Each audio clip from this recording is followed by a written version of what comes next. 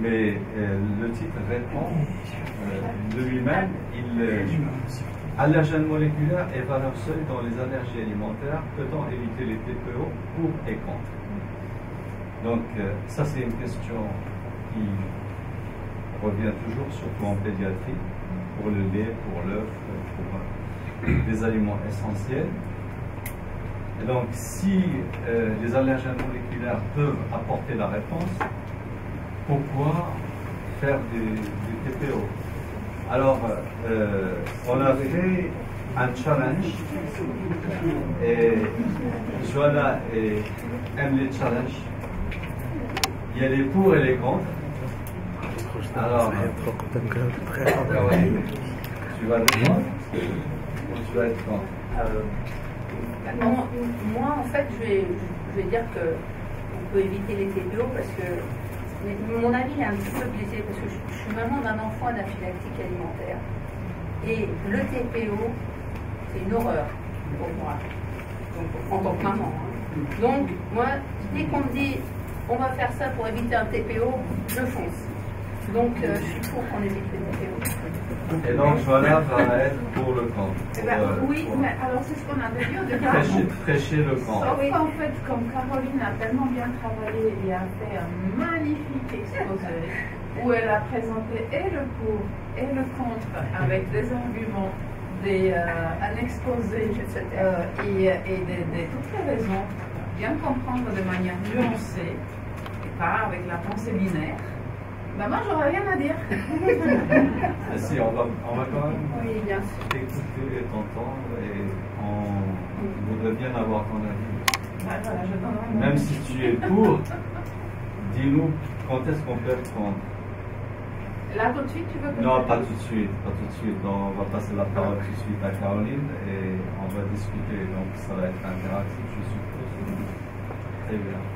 En fait, la polémique du pour et contre pour éviter le TPO, ça vient de ces nouvelles recommandations de l'EACI qui ont été publiées sur le diagnostic de l'allergie alimentaire, dans lequel on a relégué le TPO tout à la fin des recommandations et on a mis avant le dosage des CGE spécifiques vis-à-vis des extraits, des allergènes moléculaires, on a même placé le TAD avant.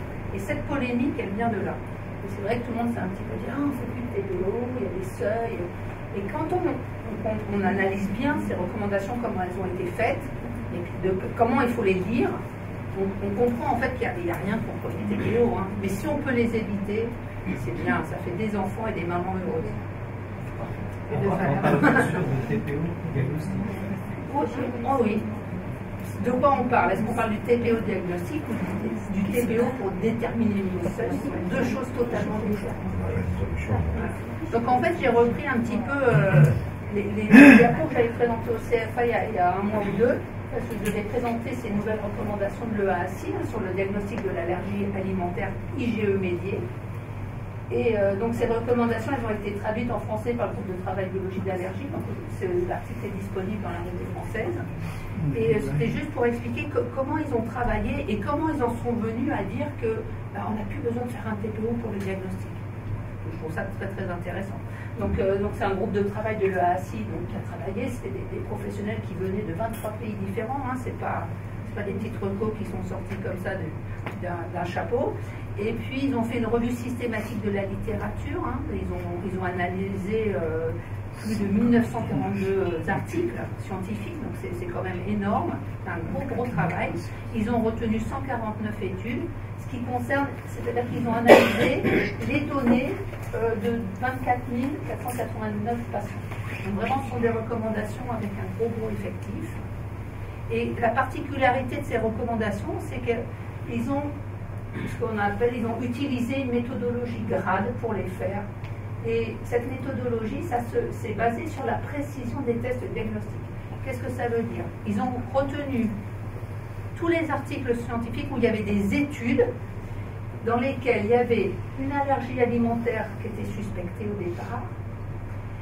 Et dans ces études, il y avait un test diagnostique qui avait été fait, qui pouvait être un dosage d'IgE vis-à-vis d'un extrait, un dosage d'IgE vis-à-vis d'un allergène moléculaire, ça pouvait être un test d'activation des basophiles, etc. ils ont comparé avec une population témoin qui avait eu ce fameux TPO qui reste le gold standard, hein, parce que le TPO, c'est on donne l'aliment puis on regarde ce qui se passe en direct. Donc là, on ne peut pas dire, c'est vraiment objectif, c'est pas subjectif. Ils ont comparé donc le test, par exemple l'IgE spécifique vis-à-vis de l'extrait ou du moléculaire par rapport au TPO. Ils ont regardé la sensibilité et la spécificité de ce test. Donc, voilà.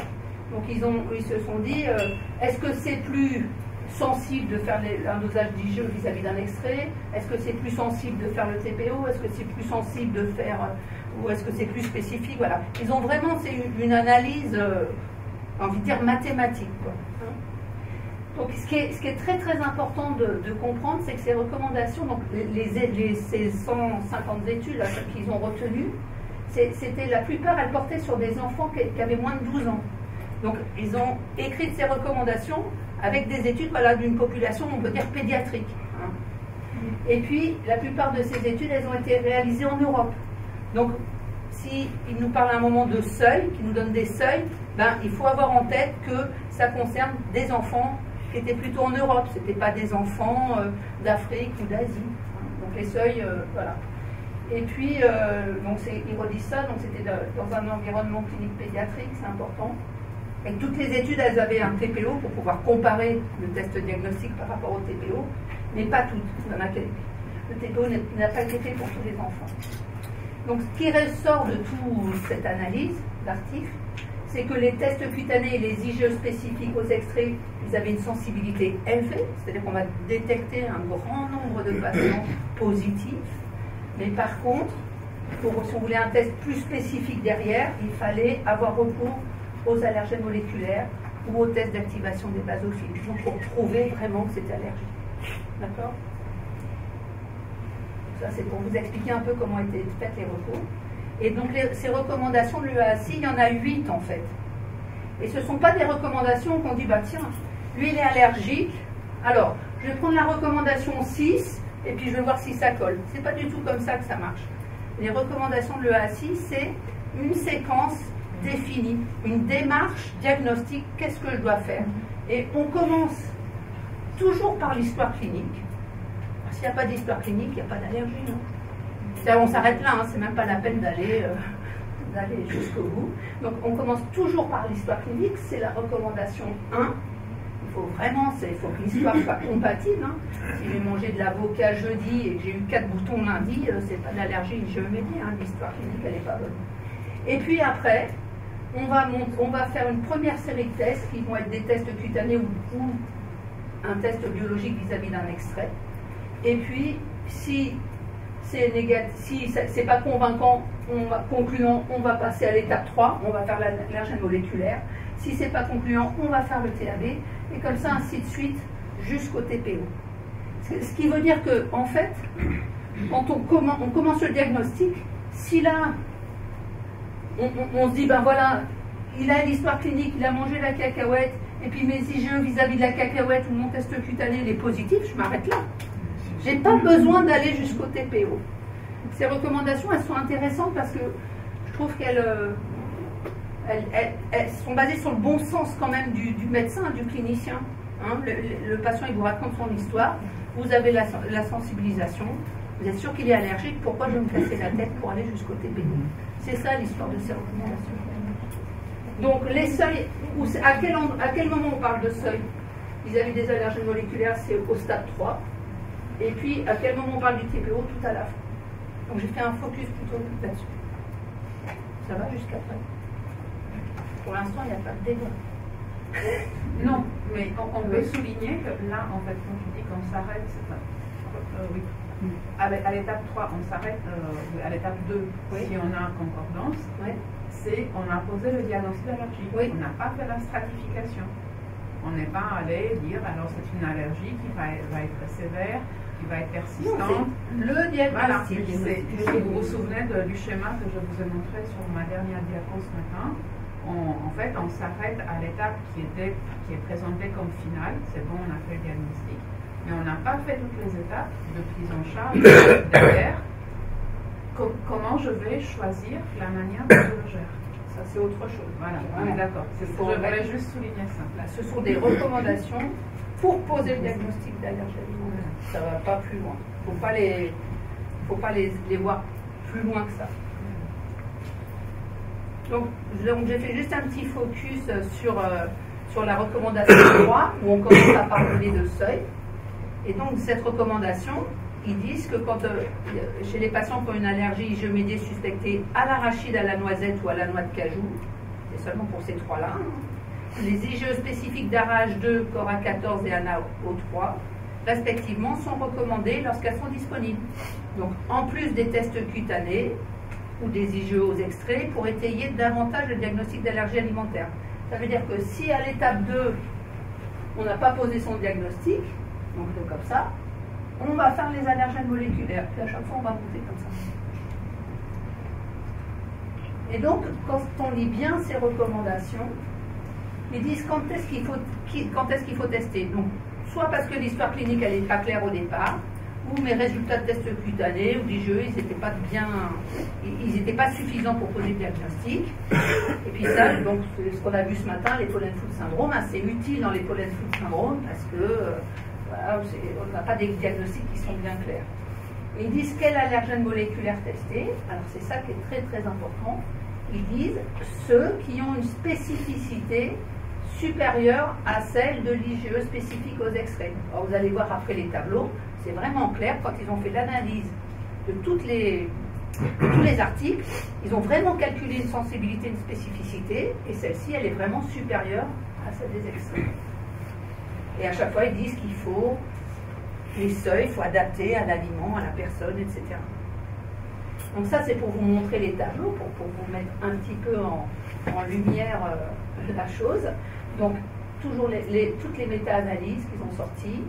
Donc on voit que dans les tests diagnostiques, ils ont trouvé des études où il y avait des IgE vis-à-vis de l'extrait, donc par exemple pour le lait de vache, pour l'œuf, l'arachide, la noisette, etc.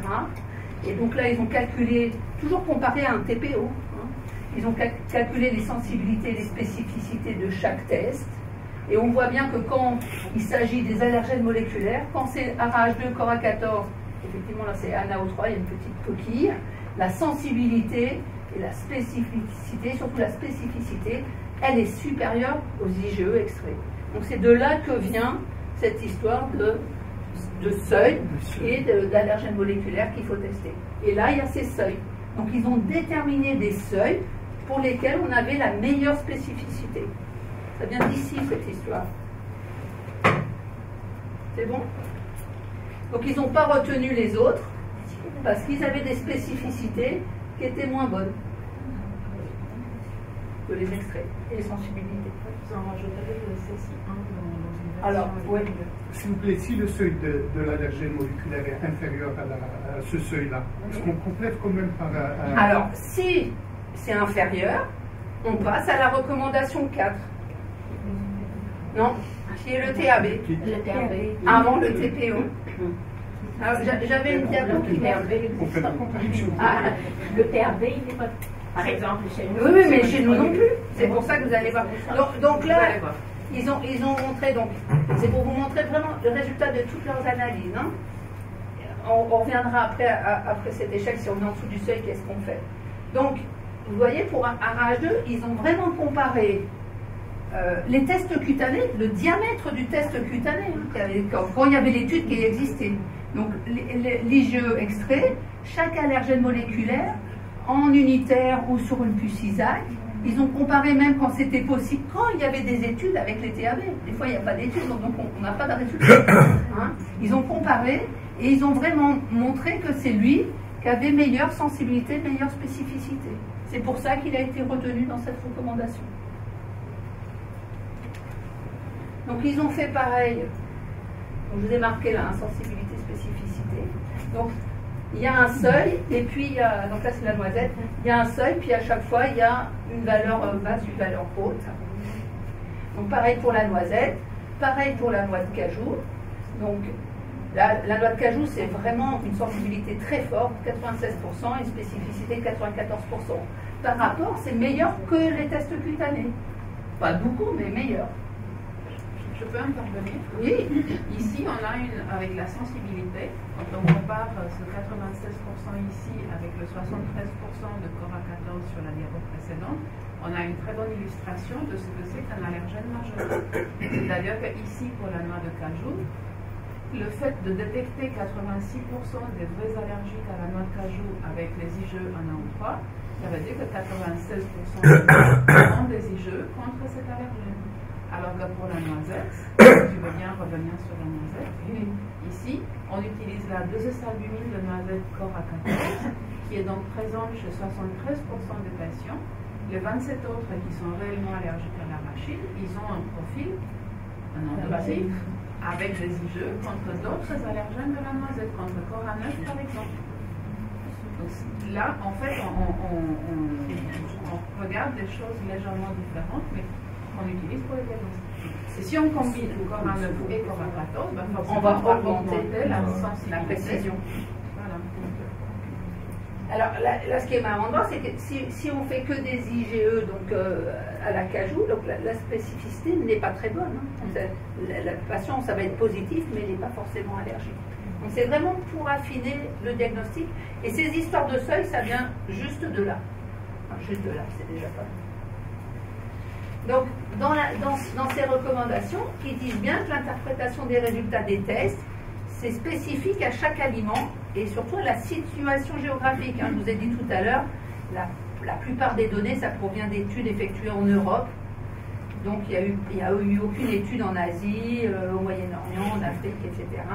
Et vous voyez, par exemple, je vous ai mis sur un tableau là, la sensibilité, la spécificité du test IgE-ARAH2, mais en fonction de la région du monde, il n'a pas la même sensibilité et pas la même spécificité. Vous voyez qu'en Asie, ARAH2, bah, c'est pas très bon, quoi.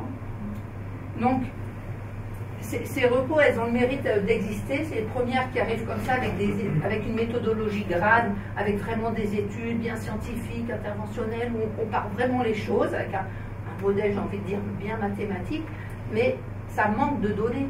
C'est pas, il faudrait que, par exemple, au Maroc, on établisse vos propres seuils, en fonction, parce que c'est un enfant, parce que c'est un adulte, etc. On ne peut pas prendre ce seuil-là et l'extrapoler pour le monde entier. Hein. Chaque région, chaque population a son propre seuil et c'est à nous d'établir ces seuils en comparant à des TPO. Donc ça, je pense que ça y est. Ça peut être aussi intéressant pour les sensibilisations, les co-sensibilisations croisées. C'est-à-dire avoir des seuils, ça doit dépendre aussi des régions. Oui, oui, bien sûr. Dans le sens où je peux avoir un seuil, un cut-off, mais parce qu'il y a des co-sensibilisations par et oui, j'ai envie de dire qui prend la place, bien sûr. Et donc, pendant que tu parles de données à recueillir, ça me fait penser qu'on a un gros avantage, c'est que la plupart des IgE surtout les allergies moléculaires sont obtenus avec la même technique, c'est de l'immunographie. Donc en fait, même un recueil national de dossiers de patients allergiques, j'ai bien décrit avec des rubriques que vous mettriez bien au point ensemble, âge, sexe, durée des symptômes, type de symptômes, TPO, profil IgE. Vous collectez ensemble les données, vous allez certainement avoir 1000 enfants. Vous faites une première étude sur la valeur des IgE on va faire un moléculaire. Ça ne demande que du temps pour rédiger le formulaire et ensuite collecter les données. Il faut prendre une population d'enfants allergiques à l'arachide qui a eu un TPO éprouvé et prendre leur dosage des résultats d'un rétrospectif. Prouver ou non prouver. Oui, donc ceux qui sont pas prouvés ou non prouvés. Ceux qui ont eu un TPO qui soient positifs ou négatifs. Parce que du coup, la population peut-être que le seuil d'ARAH2 ici au Maroc, il n'est pas à 0,44, mais peut-être à 6. Peut-être. Voilà. Donc c'est sûr que c'est. Sensibilisation primaire et jusqu'à la sensibilisation croisée. Oui. Sensibilisation initiale. Oui, si c'est croisé, ça ne va pas être ARAH2, ça va être un allergène, ça va être différent. Donc ces seuils aussi, donc, vous avez vu que c'est en fonction de la localisation géographique, ce ne sont pas les mêmes. mais ça dépend aussi de l'individu testé. Parce que je vous ai dit, la plupart des études, c'était sur des enfants âgés de moins de 12 ans. On ne sait pas ce qui se passe à l'âge adulte. Et là, donc, ce tableau, c'était marrant de voir que chez les enfants qui ont moins de 2 ans, les IgE extraits vis-à-vis de l'arachide ont une meilleure spécificité qu'à l'âge 2. Parce qu'en fait, on a très peu d'études là-dessus. Donc, à la limite, chez l'enfant, de faire, commencer par les extraits, si c'est positif, eh ben, ça va être beaucoup plus pertinent. Alors que dès qu'on a plus de 16 ans, eh bien, d'avoir des IgE vis-à-vis de RH2, c'est presque sûr, enfin, d'après eux, qu'on est allergique. Il ne faut pas oublier qu'on a l'histoire clinique avant. Hein. D'accord ? Donc, tout ça pour dire que c'est important d'établir ses propres seuils, donc en fonction de la région où on habite, là où on exerce notre population d'allergiques, d'où ils proviennent, pour avoir ses propres seuils. Je pense après peut-être dans la pratique clinique, je ne sais pas, vous avez un peu toujours le même profil d'enfant, peut-être avec des IgE à peu près standards, je ne sais pas. Alors ça c'est pour vous montrer, en fait, j'avais fait ce tableau pour bien expliquer. C'était une démarche, on ne part pas du départ et puis on dit bah, je prends la reco 5, hop c'est bon. Non, c'est j'ai mangé de la cacahuète puis ça s'est pas bien passé. Donc ça c'est vraiment, c'est l'histoire clinique quoi. Hein. Si je mange ma cacahuète et que tout va bien, je m'en vais, hein. C'est pas la peine de rester ici. Je gravis la première marche, donc c'est la condition pour venir là. Donc une histoire clinique. Je fais des tests cutanés ou d'IgE vis-à-vis de l'extrait en entier. Et là, si mes IgE extraits sont alors positifs en cutané supérieur à 4 mm ou en biologie supérieur à 4, je m'arrête là, je suis allergique à l'arachide. C'est ça les recos. Donc moi je dis, chouette, je n'ai pas besoin de faire un TPO, je le sais qu'il est allergique à l'arachide. Mon fils, qu'est-ce que vous allez l'embêter à lui faire manger de la cacahuète pour regarder ce qui se passe? Moi je sais ce qui se passe, je l'ai vu à la maison. Donc si c'est négatif, là, eh bien, je passe au deuxième step, à la deuxième marche. Et c'est là que je vais faire mes allergènes moléculaires. Donc pour l'arachide CRH2, si je suis au-dessus de 0,44 ou du seuil qui est défini dans ma région, dans ma population, je suis allergique à l'arachide, je m'arrête là. Si c'est négatif, je passe au troisième stade. Et là, je fais un test d'activation des basophiles. Et là, pareil, il donne des seuils d'un pourcentage de basophiles activés, qui n'est pas beaucoup, hein, c'est 5%. Si c'est positif, je suis allergique à l'arachide. C'est négatif, je fais mon TPO. Il arrive là. Donc, le TPO, c'est pas en double aveugle, c'est le TPO simple. Celui on fait manger, il sait ce qu'il mange. Là, on ne sait jamais. Il est positif, je suis allergique. Imaginons qu'il soit négatif. Mais quand même, je me dis, il a mangé, c'est une histoire, c'est bizarre. Là, je vais faire le TPO en double aveugle. Mais ça, c'est très très rare. Et là, celui-là est négatif, le positif, il est allergique. Je ne suis pas allergique. Donc le TPO, il existe toujours. C'est toujours le test de référence. Mais il vient tout à la fin. On n'a pas besoin, ce qu'elles veulent dire, ces recommandations, c'est qu'on n'a pas besoin de le faire à tous les enfants ou à tous les adultes. Hein, parce que des fois, je ne sais pas comment ça se passe chez vous, mais on attend 2 ans pour avoir le résultat. Donc c'est un peu long, on a peut-être perdu un peu de temps. Donc c'est juste ce que veulent dire ces recommandations. Donc ça, on parle du TPO, diagnostic, pour poser le diagnostic. Alors, ça c'est la recommandation 7.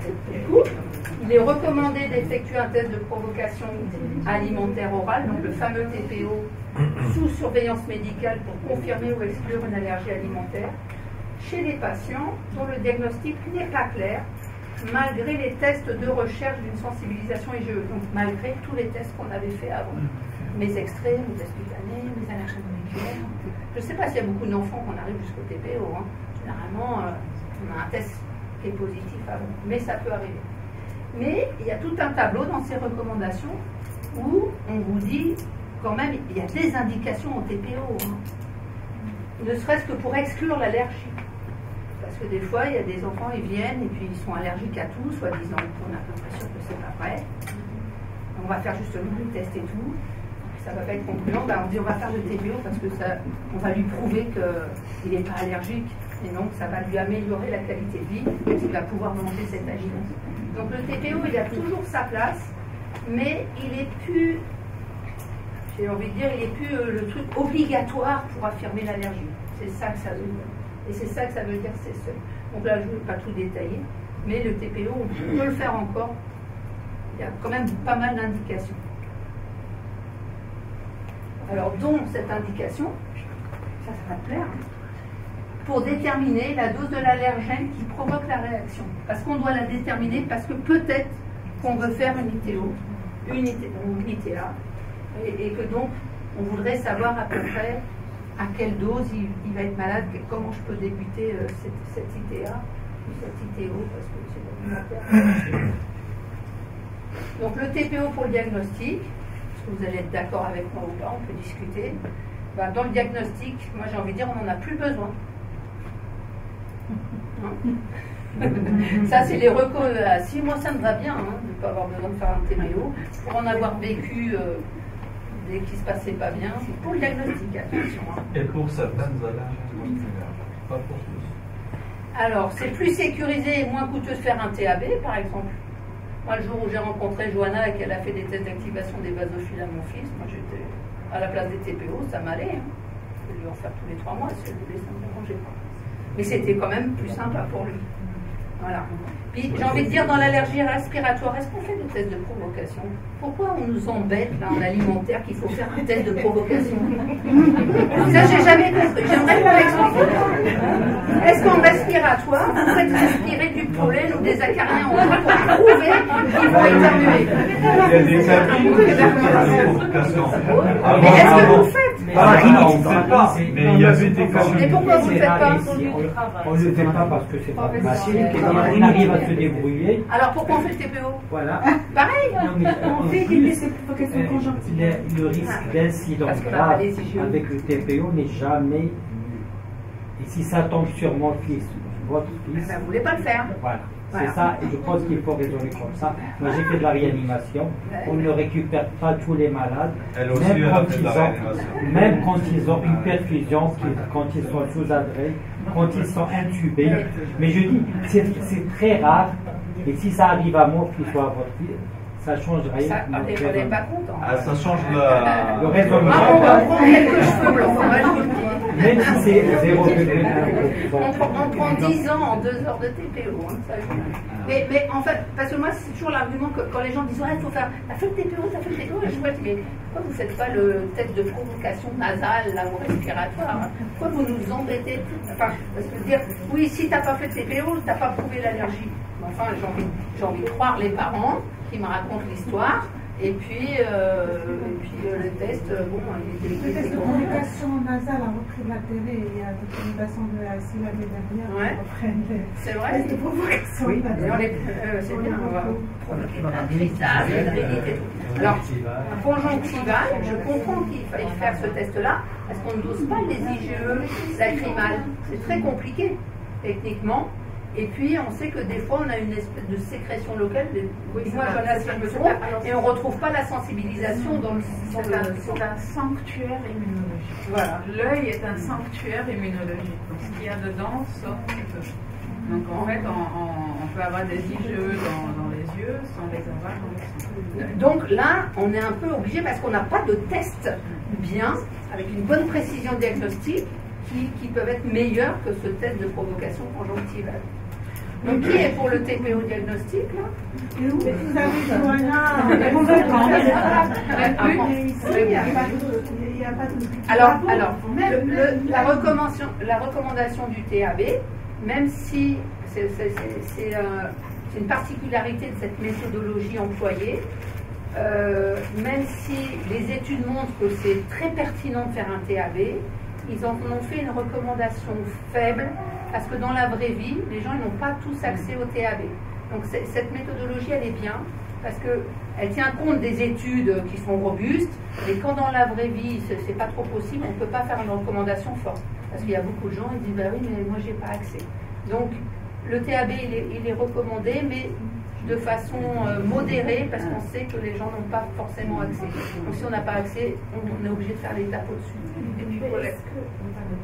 Est-ce que c'est pas un moment ou un autre, on aura sûrement besoin de faire le TPO pour déterminer Alors, là, j'en suis TPO pour le diagnostic. Donc, c'est pour ça que je vous demande qui est pour le TPO, pour le diagnostic. Est-ce qu'on en a vraiment besoin? Pour le diagnostic. Pardon, moi je me présente, c'est Dr Moushtaq Nabil, oui. Pédiatre et également j'étais formé allergologue. Alors il faut savoir qu'à Djibouti, par exemple en Afrique, si vous dites des IgE spécifiques unitaires moléculaires, par exemple, comme les ARA2, ARA1, ça on n'en a pas. Ça c'est dans les rêves. D'accord. Donc on a les extraits que je peux le faire. On a les IgE spécifiques pour l'extrait uniquement. Et donc on n'a ni les IgE unitaires, c'est-à-dire au niveau des moléculaires, et on n'a pas de l'allergie moléculaire. C'est vide, c'est un vide. Donc pour ces pays-là. Oh, voilà. Voilà. Si c'est négatif à Djibouti, ça, qu'est-ce que je fais? Ah bah je fais un TPO. D'accord, merci beaucoup. C'est ça ce que j'ai dit. C'est ça, je dis que. Mais là je suis à Djibouti dans la vraie vie. Parce que, voilà. Test cutané. Alors là, je sais pas si c'est pas Djibouti. Là, c'est juste, j'ai de la cacahuète et une aiguille. Voilà, exactement. C'est ça ce que je fais moi. Exactement. Donc, Là, vous êtes au Maroc. Il y en a pour tout le monde, je veux dire. Après, on fait avec ses moyens. C'est pour ça que il y a des, voilà, on donne des seuils. Mais si à Djibouti, vous avez une population d'allergiques à l'arachide et vous arrivez à déterminer les seuils en test cutané et en IgE extrait, ben on s'arrête là, c'est tout. Ceux qui sont au-dessus de mon seuil de Djibouti sont allergiques, les autres ils ne le sont pas. Il n'y a pas de problème. Hein. Il y a elle défend bien son hypothèse. Oui, non. L'allergologue de ville en France, il n'a pas accès au TAB. Alors, pourquoi on n'a pas accès au TAB? Parce qu'en fait, on n'a pas, je veux dire, uniformisé la façon de faire, la façon d'interpréter. Et justement, quand on lit ces recommandations, ils disent bien qu'il faut qu'on travaille là-dessus. Qu'on puisse, comme disait Johanna tout à l'heure, les IgE qui sont dosés par Thermo Fisher sont les mêmes dans le monde entier presque. Il y a d'autres techniques, mais la plupart du temps, c'est ça. Hein, et les TAB, c'est encore un petit peu des techniques, j'ai envie de dire maison, mais attention, c'est en train d'évoluer. Là, je crois qu'à l'EASI, ils vont en parler. Ils font même maintenant ils standardisent la façon de faire les TAB, ils font même des espèces de puces multi-TAB, c'est en train d'avancer ça. On n'en est pas encore. Alors qui est pour le TPO diagnostic? Personne, on est convaincu. Alors, attention, mais si je veux faire une ITA, est-ce qu'on a besoin de faire un TPO? Alors toujours pour dire, pour déterminer la dose seuil.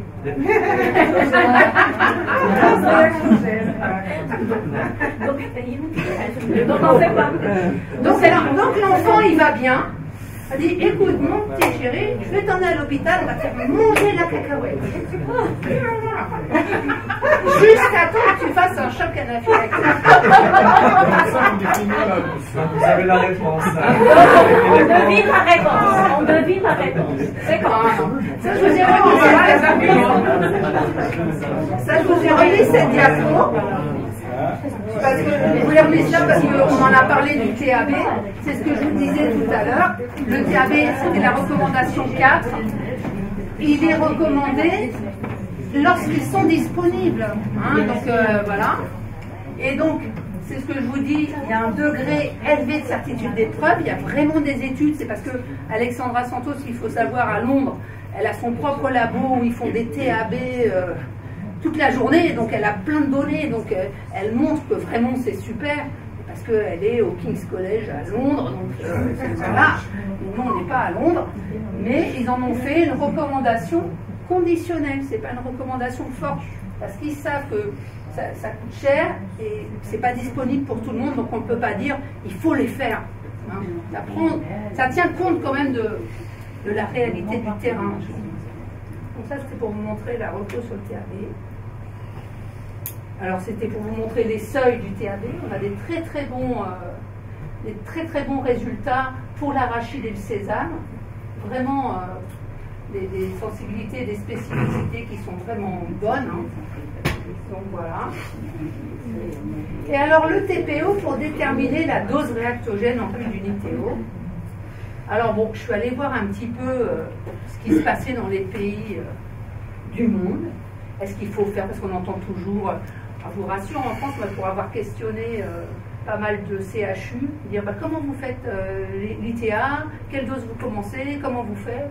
Donc, chacun fait un petit peu ce qu'il veut. Souvent, effectivement, les pédiatres vous répondent ben, on fait un TPO pour déterminer cette dose à laquelle il va faire son choc, et puis on va commencer l'ITA avec 1/10 de la dose. J'ai envie de dire, tu avais qu'à commencer tout de suite à 1/10, et puis c'est la plus petite dose, et puis voilà. Mais bon, ça c'est mon point de vue. Alors, aux USA, ils font un TPO. Moi, je te rejoins. Ils font un TPO. Mais j'aimerais comprendre. Ouais. J'ai jamais compris. Pourquoi on est méchant? Ou je veux pas comprendre. Ou je veux pas comprendre. Non, mais sérieux. Ouais. Quand on fait un TPO pour avoir une dose seuil, on arrive à 10 mg de protéines. Et on revient à 1 mg. Tu n'avais qu'à commencer à 1 mg. Non, mais il a toléré jusqu'à 10 mg. Pourquoi on ne démarre pas à 9? Je ne sais pas, je suis biologiste. Non, mais c'est la question. Pourquoi on ne démarre pas à 9? Pour plus de sécurité. Voilà, parce qu'on est frileux. Ça a un nom. Ça s'appelle je veux me porter ceinture et bretons. Moi, je trouve qu'on est frileux. Voilà. C'est pour être loin de la dose réactogène. Mais on est loin de la dose. Ben oui, c'est pour ça.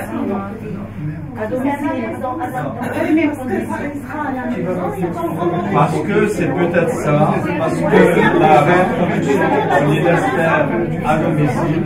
Oui, c'est pour atteindre la tolérance. C'est sur le plan immunologique, laisser le temps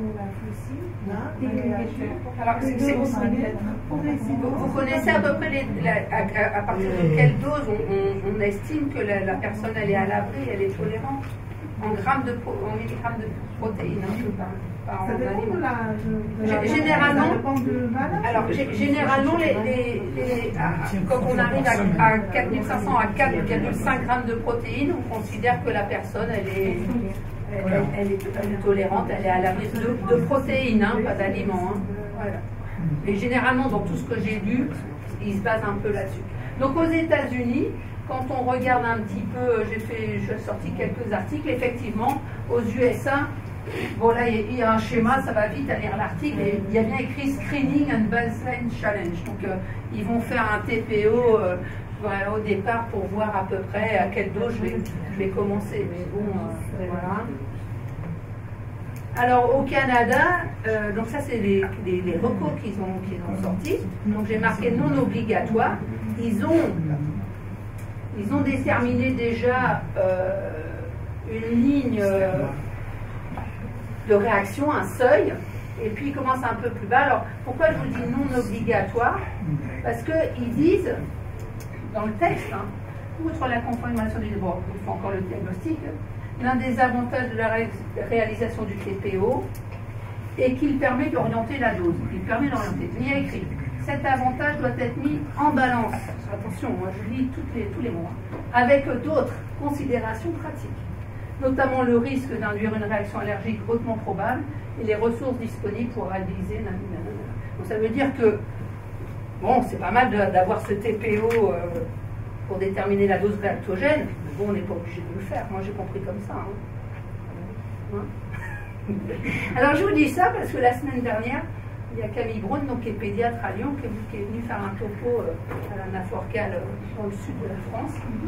Et lui, qui revient du Canada, justement, je me suis dit, mais lui, il n'est pas frileux, quand même.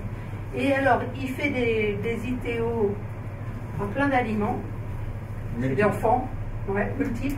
Il commence très tôt. Anaphylaxie sévère, pas sévère, il s'en moque. Il le fait à tout le monde, mais c'est les guidelines du Canada. Oui. Et je dis, tu fais des TPO? Il me fait non. Ils commencent tous, avec entre 1 et 3 mg de protéines d'allergènes. ça à l'hôpital. Ceux qui ont l'habitude, qui font des réactions sévères, il va faire des augmentations très très progressives. Et puis les autres, il va monter un peu plus vite. Et puis à chaque fois, ils vont venir à l'hôpital pour augmenter un peu la dose. Et alors, le truc que j'ai retenu, parce que des fois on a l'impression qu'il faut aller vite, il faut faire l'ITO, il faut faire l'ITO. Mais une ITO, on a le temps, hein, ça peut durer 10 ans. Moi, mon fils, ça a duré 11 ans. Bon, maintenant, il est guéri. Donc, il ne faut pas vouloir absolument, vite, trouver la dose seuil, vite, augmenter, vite. Dans 3 mois, c'est fini. Hein. Un enfant, on l'a pour la vie, on a le temps. On peut le guérir tranquillement. C'est mon point de vue. Donc, au Canada. Le gars, finalement, ça fait une stabilisation en tout cas de jours, quelques jours. Alors, lui, donc, au début, c'est pour initier la première dose à l'hôpital, pour montrer aux parents, se sécuriser, etc., etc. Des fois, donc, il fait une petite... Alors, j'ai pas ses protocoles, il faudrait l'inviter la prochaine fois. Donc, il faut qu'il publie, je le comprends. Des fois, il augmente un petit peu. Alors, c'est pas vraiment des TPO de dose seuil, c'est des... Je sais pas comment on peut appeler ça. C'est une petite réintroduction rapide à l'hôpital. Il rentre, il commence à 1 mg, il monte un petit peu comme ça, et puis il s'arrête, par exemple, il décide de commencer à 3 mg et jusqu'à 20, il n'attend pas que ça provoque, il s'arrête là, et là il dit allez à la maison. Il ne va pas jusqu'à la provocation. C'est ce P là qui est bizarre, c'est un test de provocation. On peut faire un test de réintroduction à l'hôpital en augmentant les doses, ça me plairait mieux que provocation. On a l'impression qu'on va provoquer l'accident, on va regarder ce qui se passe. Et lui, il a c'est sa conception de l'adrénaline, parce que souvent les gens ils ont peur de l'adrénaline et tout. Il dit moi je fais pas l'adrénaline parce qu'il y a un accident, je fais l'adrénaline pour prévenir l'accident. Donc il est avec les gens, ils augmentent un peu les doses. Des fois l'enfant il a juste un petit peu mal au ventre et tout, il dit bah, regarde on va faire l'adrénaline, tu vas voir c'est pas grave. Pour un petit peu pas dédiaboliser l'adrénaline, mais pour montrer, bah, tu vois, on peut quand même, voilà, et ça va pas plus loin après l'accident. Donc il a une vision, je trouve, de l'ITIA qui est moins frileuse qu'en France, peut-être parce qu'il vient du Canada. C'est pour ça que j'ai un petit peu épluché ces guidelines, mais j'ai pas trouvé toutes les règles. Donc moi j'ai pas la pratique comme lui. Hein. Ça, vous avez commencé à faire les médecine.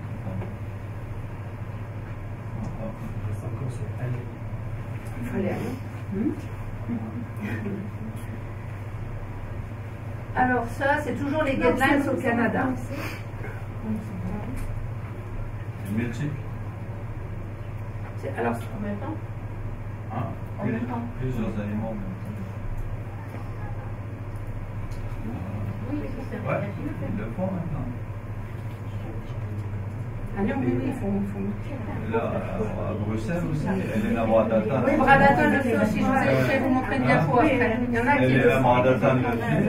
Elle en a parlé dernièrement. Oui. Et ils le font très tôt. Avant ils s'en foutent. Ils y vont. Je lui avais posé la question par rapport à comment savoir qui a provoqué la réaction. Ils s'en foutent. L'objectif n'est pas de savoir à quoi on est allergique et qu'est-ce qui va faire réagir. L'objectif, c'est de mater le système immunitaire, voilà, d'écraser la réaction. On est on était passif et puis maintenant on est incisif. Dans les pays évidences médecine. Ouais. On est dans le. On ne peut pas savoir à quoi. Non, c'est pas. Mais ça marche. Non, c'est pas. Mais ça marche. L'objectif, ce n'est pas de faire les VIX. L'objectif, c'est manger le plus d'aliments. De moduler le système immunitaire. On module le système immunitaire, c'est-à-dire qu'on ne s'adresse pas à l'aliment, on s'adresse au système qui fait réagir. Et s'il réagit, il va revenir chez lui. Il va pouvoir manger? Non. Non. S'il réagit, on va diminuer les doses. On passe au palier. On passe à des paliers inférieurs. Mais il donne pas les 3 aliments en même temps. Je crois qu'il y en a un qui est le matin, un le lundi, l'autre le mardi, c'est quelque chose comme ça. Il me semble que c'est comme ça. Peut-être qu'on parlait de maths, déplorer ma présentation. Il y a même des formulations standardisées avec plusieurs aliments à la fois. Il y a un comprimé où il y a un mélange, puis des doses qui sont fixées, et puis donc le gars il prend Là, effectivement, c'est pas pourquoi il réagit. Parce que la tendance actuellement, c'est d'éviter les oui, éviter l'éviction depuis le jeune âge. Et ça, dans ce sens-là, ça a été introduit la première avec les laits, le premier quand il y a une allergie. Mais maintenant, la tendance, c'est pas la recommandation d'éviter l'éviction. Je trouve qu'à pouvoir inciter le système immunitaire dès le jeune âge à encore ne plus être intolérant. Je pense qu'on est passé il y a une vingtaine d'années où on était vraiment en recul, on observait, on disait on va attendre que ça passe, il ne faut pas qu'il y ait des traces, c'était wait and see. Et maintenant j'ai l'impression qu'on est proactif, on veut provoquer, on veut avancer. Et je trouve que ça c'est très positif, parce que c'est vraiment aller de l'avant, essayer d'avancer. Donc quand on regarde ces recos canadiens, quand même que j'ai épluché un petit peu plus loin, hein, c'est ce que je vous ai dit tout à l'heure, eux l'idée alimentaire c'est pour tout le monde. Hein. C'est vraiment qu'il ait des antécédents d'anaphylaxie ou pas, même si c'est plusieurs aliments, comme on l'a dit tout de suite, il faut y aller, il n'y a pas vraiment de contre-indication. Et pourquoi ils disent ça au Canada? Ils disent parce que si on ne le propose pas à tout le monde, c'est une perte de chance pour les autres. Et donc c'est pas équitable, il faut vraiment, on ne peut pas réserver cette ITO qu'à une petite catégorie de patients. C'est leur façon de penser. Hein. Et puis, donc ça, on en revient à ce TPO de dose seuil. Donc je vous ai fait le petit résumé. Démarrage avec une dose unique possible, nul besoin de provoquer les patients. Donc au Canada, j'ai envie de dire, ils ne font pas de TPO pour déterminer la dose seuil. C'est ce que j'ai trouvé. Alors en France, je vous ai marqué ça, hein, ça dépend des équipes. Donc, je vous en ai déjà un petit peu parlé. Donc à Lyon, donc je crois qu'il commence Calibrone à partir de 1 à 3 mg de protéines. Alors c'est pas vraiment un TPO, c'est une initiation d'ITA à l'hôpital jusqu'à une dose prédéterminée. Peut-être qu'il s'est dit, lui, généralement il ne fait pas des réactions très très sévères. Je vais commencer à 3, puis je vais vite monter jusqu'à 30, et puis après il va partir à la maison. C'est un peu dans sa tête, hein, c'est pas écrit, mais voilà. C'est un peu comme les seuils de tout à l'heure. Hein. On a sa population malade. Pardon. La dose à laquelle ils arrivent, les enfants, ils la gardent. Alors, ils vont à la maison. Oui, et puis après, ils reviennent. Alors, je ne sais pas, ils les convoquent tous les 15 jours, tous les mois pour augmenter les doses. Il a ses propres protocoles. Hein. Je ne peux pas rentrer dans le détail, je ne les connais pas. Hein.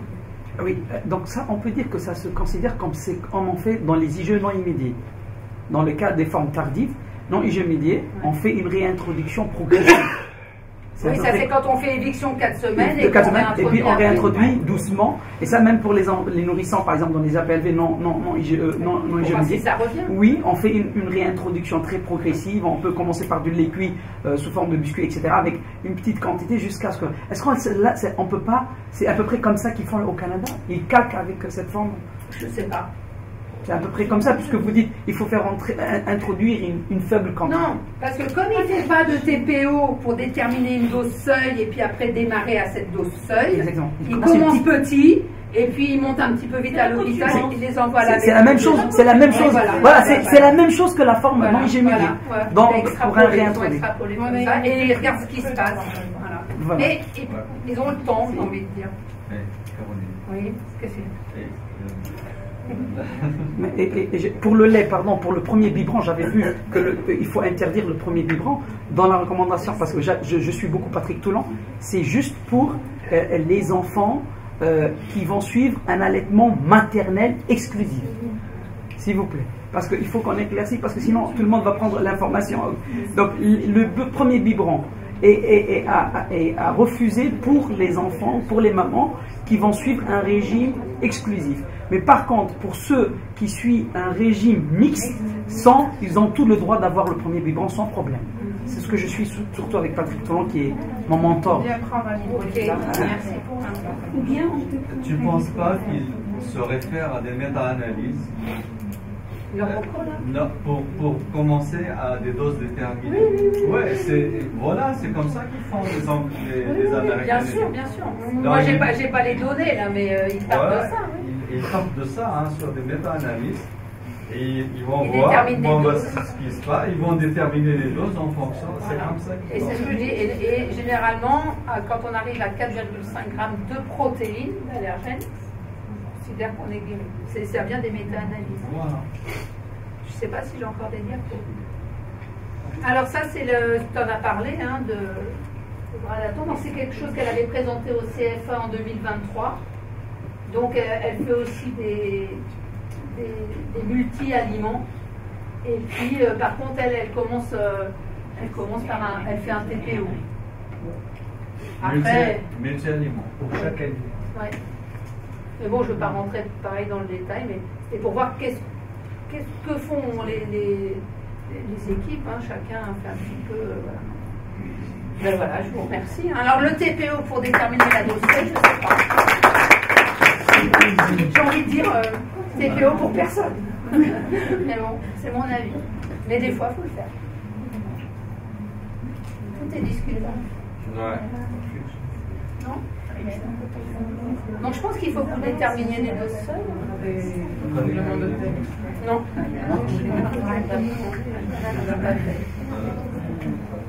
On peut discuter de... Vous avez des questions? Est-ce que je vous ai convaincu sur les doses? Il faut attendre.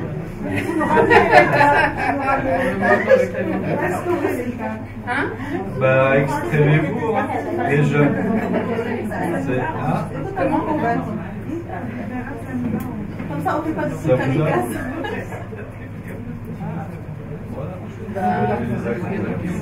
Tu vois, même Johanna, je suis convaincue, la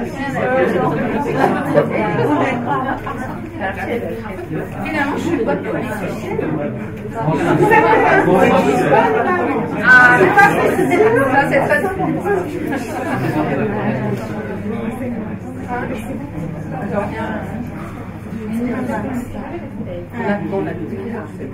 C'était 2 heures. Johanna, c'était 2 heures. T'as pas fait des calculs? Je crois que c'était 1 heure, c'était en parallèle.